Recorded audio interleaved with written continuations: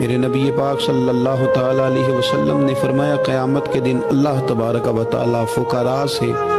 فرمائے گا کہ اٹھو، جس نے تمہیں کھانا کھلایا تھا اس کا بازو پکڑ کے جنت میں لے جاؤ، جس نے تمہیں پانی پلایا تھا اس کا بازو تھام کے جنت میں لے جاؤ، جس نے تمہیں کپڑا پہنایا تھا اس کا بازو تھام کے جنت میں لے جاؤ۔ پھر وہ غریب لوگ، وہ فقراء اٹھیں گے، کسی کو اس لیے جنت میں لے جائیں گے کہ اس نے کھانا کھلایا تھا،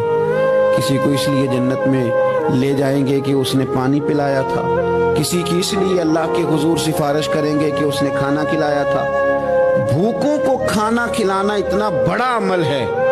کہ نبی کریم صلی اللہ تعالیٰ علیہ وسلم ارشاد فرماتے ہیں کہ جو بھوکے کو کھانا کھلائے گا اللہ اسے جنت کے پھل کھلائے گا،